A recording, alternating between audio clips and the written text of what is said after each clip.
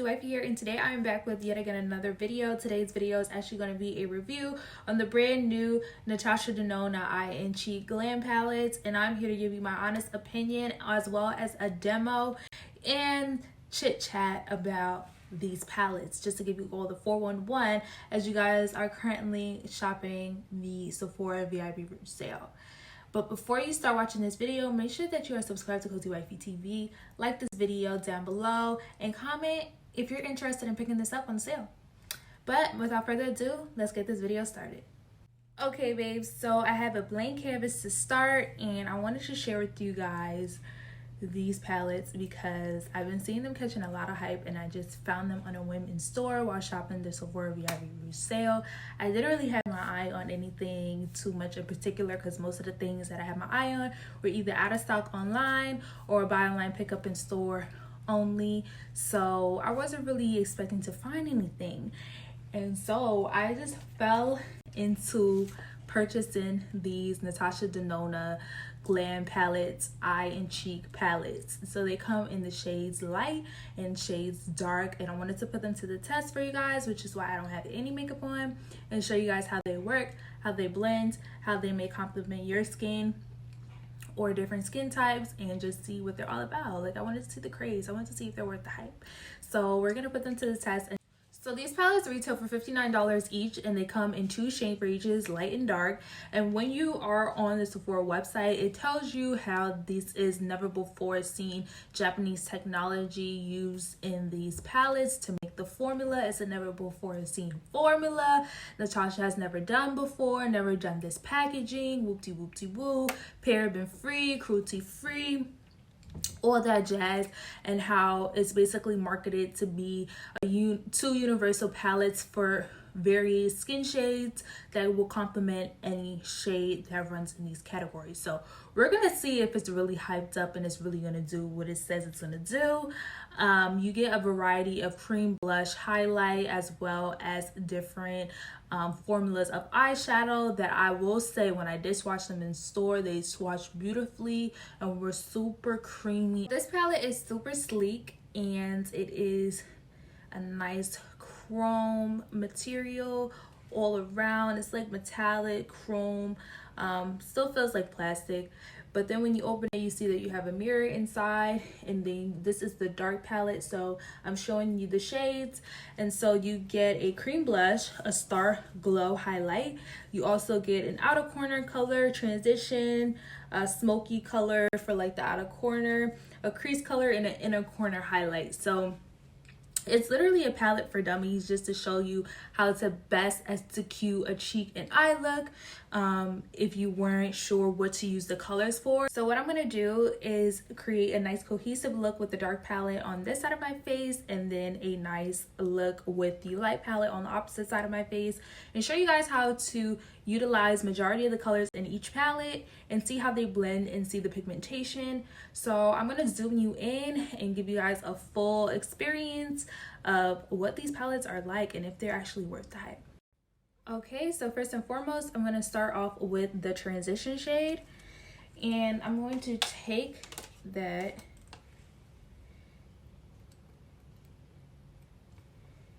in my crease and blend it upwards.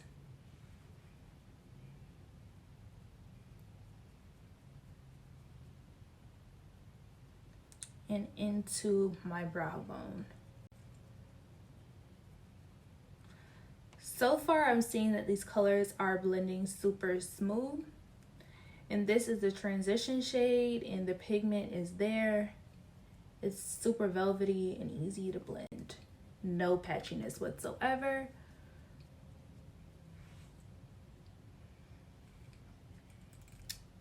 Then in my lower crease, I'm going to take the crease shade, which is this right here, and I'm going to add that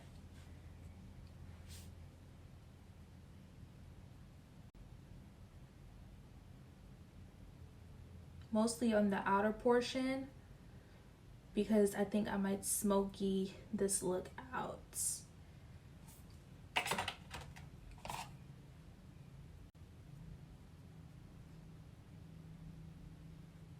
So far the colors are meshing beautifully and not getting patchy, which I like. And I always like to create a V and blend out all the way to my high cheekbone. Next, I'm going to use the color Smoke, which is this shade right here, and I'm going to use that on the inner kind of outer edge. And I want to show you guys that that color in particular had a lot of kickback. Like once you tap it, it does have a lot of kickback, so just be aware and be careful with that. I'm going to dust off my brush a little bit because I do not need those troubles. So I'm just going to press it on the outer edge. Because like I said, I want to create a smoky look.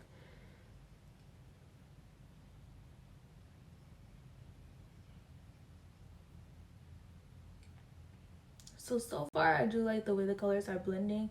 I will say that once I dove into that deeper shade, things got a little patchy.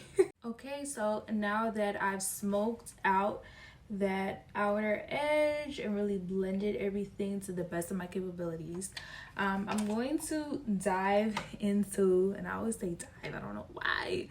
I'm going to dive into this shade right here that is supposed to be the outer corner shade, and I'm going to use this color here, edge of my eye, more so in the middle. And I'm really tapping that and blending it towards the outer edge just so everything is blended really nice.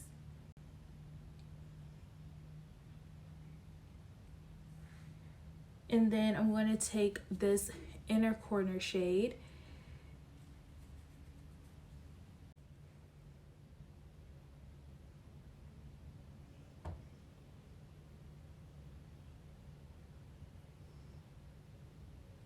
and I'm blending this inner corner shade in the inner corner, but also upward toward my brow bone, just because I have smaller eyes and it makes them look dramatically opened, awake, and elevated.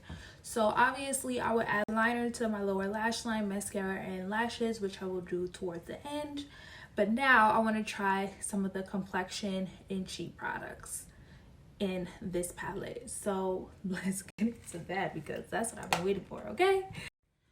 Okay, so for blush, I'm going to take this Zoeva brush that I really am feeling right now. I'm obsessed with this brush. It's so cute. And it's called the 122 Petite Stippling Brush. And I'm going to stipple everything on these cheeks. So, you know, if you look into the palette, you see that the cream and the highlight is protected with this cover, which I feel like is super dope, especially for traveling makeup artists or people that want to have products on the go but don't want to contaminate their products and want to just keep the authenticity of the product's formula. So that's pretty dope.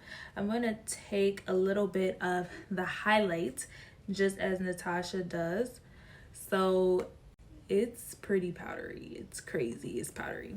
But I'm going to use some of that on my cheekbone. And I'm going to just blend that highlight the way she does all over the cheek before adding the cream. And then go in with this cream blush right here.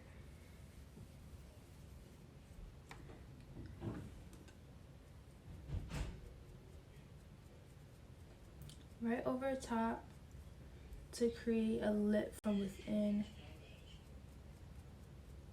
glow.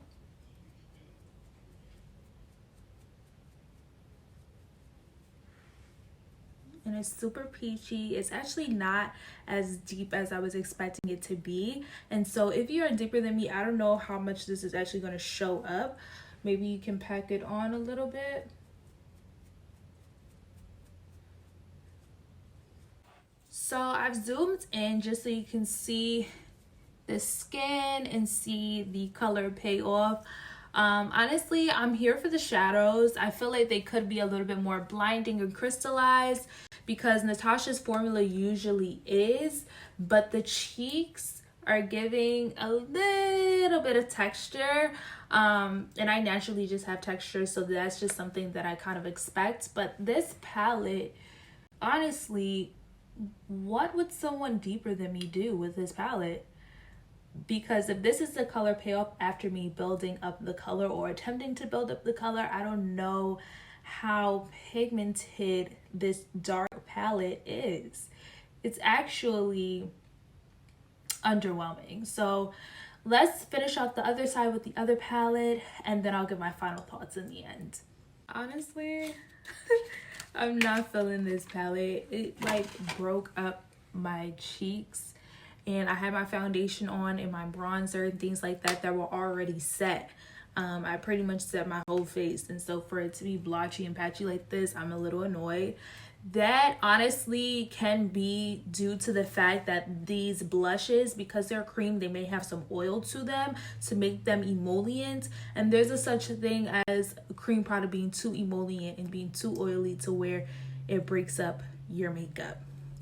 So we're gonna dive into the second palette in Light, which is a lighter chrome shade. Excuse the fingerprints. When you open it up, you get the plastic inside with the mirror, and you get your shades for the Light palette. Something that I wanted to share before I move on to the next look is that both of these palettes, Light and Dark, share the same highlighter and blush. So that's why it's not that pigmented, and that's why it's going to be something that I'm going to have to really give my final thoughts on in the end. To create a basic look, I'm going to start off with this transition shade right here, and I'm going to take that all over the lid.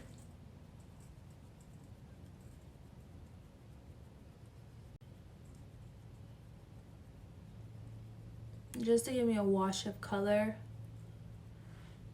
And it's actually pretty peachy, peachier than I was expecting. So I'm just gonna blend it up the way I usually do throughout the brow bone, so there's no line of demarcation with my concealer that I used.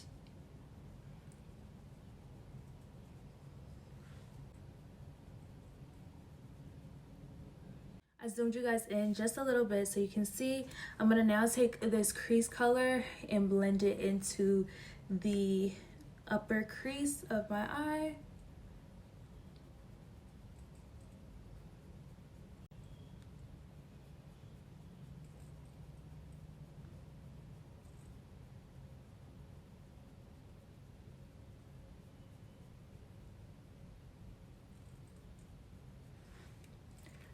And this had a lot of kick up, as you see, and I didn't tap it much, so yeah.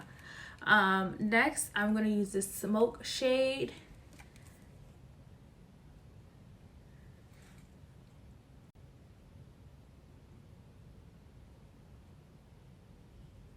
To deepen the edges.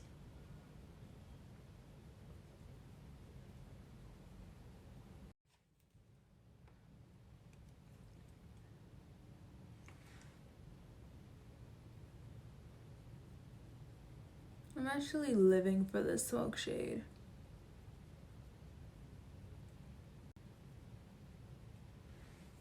And I'm gonna add this outer corner shade right in the center. Now this is beautiful, and this is what made me initially want the palette.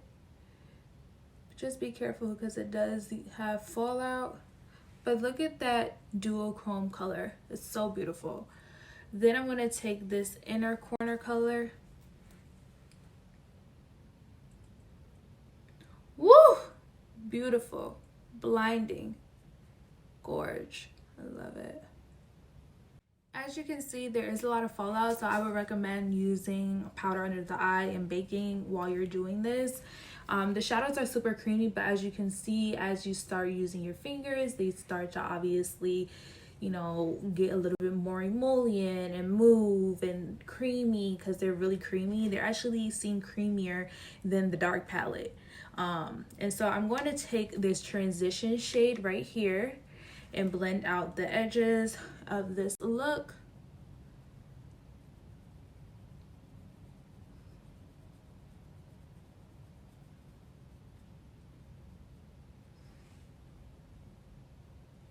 And when I get back, I'm going to dust off this fallout honey and dive into the blush and highlight. Okay, so next I'm going to take a brand new fresh Zoeva Petite stippling brush in the number 122. And I'm going to take the blush and highlight from this palette. So next I'm going to take a brand new fresh Zoeva Petite stippling brush in the number 122. And I'm going to take the blush and highlight from this palette. But this time, I'm going to do the blush first and then go in with the highlight and see if that makes my makeup lift on the cheeks. So I'm going to basically tap this in more so instead of rubbing and moving it, because maybe the technique I'm using, even though that's what it looked like she was using in the demo, isn't proper for this formula, because it's a limited edition Japanese formula, yada yada yada. So I actually really do like the way this blush is looking. So now I'm gonna go in with the highlighter in this palette, which is the same as the one in the dark palette, and I'm going to sweep that on my cheekbones. And it just gives me a beautiful radiant glow.